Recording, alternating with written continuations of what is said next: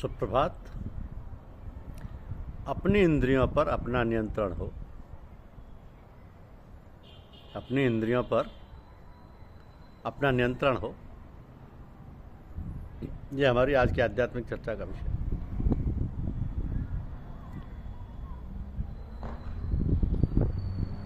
दम। पतंजलि योग में जो नियम बताए गए हैं उनमें एक है दम। दम के अर्थ अपनी इंद्रियों को अर्थात अपने अंतःकरण को अपने वश में रखना है। जिस काम को आपने अपने लिए सोचा है और उस पर चलना चाहते हो तो काम सोचने से नहीं होगा, बाहर उसे कार्य रूप में भी लाना होगा। दूसरा दम के अर्थ संयम के भी है। जीवन को संयमित करो, जो भूलें हो गई उन्हें सोचो और आगे ना करने का दृढ़ निश्चय करो। माना कि आप एक शक्ति का संपादन करना चाहते हो, परंतु जिस पात्र में उसे रख रहे हो वो तो अनेक छिद्रों से पूर्ण है, इसलिए वह बाहर निकल जाती है। उसके छिद्रों को बंद करो। आपके अंतर में जो वृत्तियां हैं उन्हें ठीक रखो। काम, क्रोध, लोभ आदि सबके हृदय में है और जीवन के लिए कुछ हद तक काम के भी, परंतु यही जब बढ़ जाते हैं तो अंतःकरण व्यथित हो जाता है और वह ऐसे क्षीण हो जाता है जैसे एक क्षयी का मनुष्य। तो इन व्याधियों में एक बड़ी व्याधि ईर्ष्या की भी है। ये एक बहुत बड़ा रोग है। इसकी विचित्र बात ये है कि ईर्ष्यालु मनुष्य उन वस्तुओं से आनंद नहीं उठा पाता जो उसके सामने उपस्थित हैं, वरन उन वस्तुओं से दुख उठाता रहता है जो दूसरों के पास। कैसा भयानक रोग। उसके चक्कर में पड़कर कभी सच्चे सुख की प्राप्ति हो ही नहीं सकती। उसे शांति का समय तो मिलता ही नहीं, बार बार अपने समय को दूसरों के हित में खोया करता है।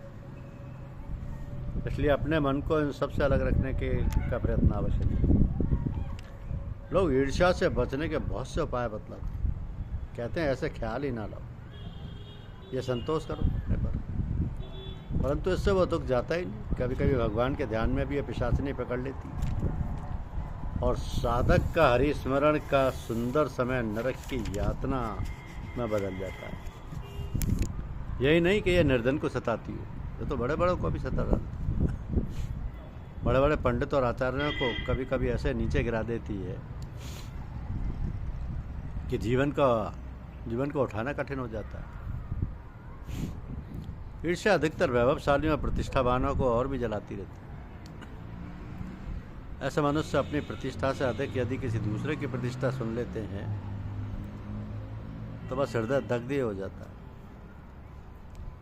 कहते हैं एक बार अरब देश के एक बादशाह ने अपने मंत्रियों से कहा कि ठीक बताओ, क्या आज दुनिया में मुझसे भी अधिक कोई प्रतिष्ठित पुरुष है?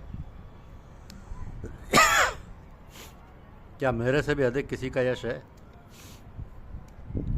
तो सब लोग कहने लगे जहाँ पना कोई नज़र नहीं आता। परंतु एक व्यक्ति ने कहा, हाँ, फला शहर में एक हातिम नाम का मनुष्य रहता है, उसकी प्रशंसा सभी करते हैं। बादशाह का हृदय अंदर ही अंदर झुलस गया। उस समय तो वो चुप रह गया, पर आगे अपने गुप्तचरों से कहा कि यदि कोई हातिम को किसी प्रकार मार दे तो मैं बहुत सा इनाम दूँ। एक आदमी तैयार हुआ। वो हातिम के शहर में पहुंचा और एक आदमी के घर जिसको वो जानता नहीं था ठहर गया। 2-1 दिन में उससे बड़ी मित्रता हो गई। जब देखा कि ये आदमी तो बड़ा उदार चित्त है, सबको सब प्रकार की सहायता करता है, तो सोचा कि किसी से अपना काम में सहायता लेनी चाहिए। एक दिन एकांत में उसने उससे कहा कि मित्र, एक बड़े काम से मैं आपके शहर में आया हूँ। अरब के बादशाह ने कहा कि जो कोई हातिम को मार कर आएगा उसको सबसे बढ़िया इनाम दूंगा। क्या आप मेरी इस काम में सहायता कर सकते हैं कुछ? उसने कहा, मित्र, मैं आपकी सहायता अवश्य करूंगा, रात्रि आने दो, तुम्हारा काम हो जाएगा। वो मनुष्य एक बहुत तेज चलने वाला घोड़ा लाया। अर्धरात्रि हुई। वो मनुष्य एक बहुत तेज चलने वाला घोड़ा लाया, एक तलवार साथ लाया। मित्र को बुलाकर कहा, मित्र लो ये तलवार लो, मेरा शीश काट लो, मैं ही हातिम हूँ, और ये तेज घोड़ा लेकर जल्दी से भाग जाओ, नहीं तो कोई पकड़ लेगा। इस समय सुनसान है, कोई देख भी नहीं रहा। उस मनुष्य के होश उड़ गए। तलवार पैरों पर रखकर क्षमा मांगने लगा और लौटकर सब हाल बादशाह को जा सुनाया। बादशाह चुप हो गया और मन ही मन उसकी उदारता की सराहना करने लगा। इसलिए अपने मन को इन दूषित भावनाओं से दूर करो। ये काम किसी प्रकार नहीं होगा तो सत्संग से होगा, सत्पुरुषों के साथ से होगा।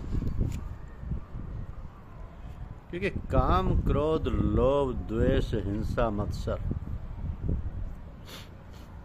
आदि दोष बड़े ही प्रबल हैं।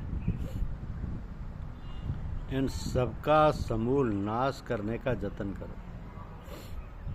सत्संग या साधना के प्रभाव से कभी कभी मनुष्य को अपने में इन दोषों का अभाव सा दिखता है और वो अपने को पूर्ण मान लेता है, परंतु इनका सर्वथा नष्ट हो जाना कठिन है। दोष दब जाते हैं,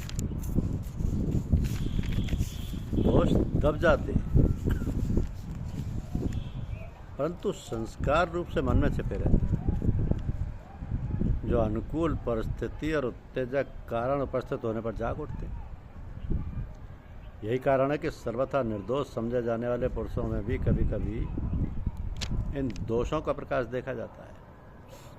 काम, क्रोध आदि की जागृति का सबल कारण उपस्थित होने पर भी जब इनकी जागृति ना हो तो समझना चाहिए इनका नाश हो रहा है। संस्कार रूप से भी ना रह जाए, इसके लिए बार बार आत्म परीक्षा करके देखना चाहिए। काम, क्रोध, लोभ, द्वेष, हिंसा, मत्सर ये दोष इतने प्रबल हैं कि इनका समूल नाश करने की जरूरत है। सत्संग या साधना के प्रभाव से ये सब दूर हो जाते हैं। धन्यवाद। यूट्यूब चैनल को लाइक और सब्सक्राइब अवश्य कीजिए। शुक्रिया।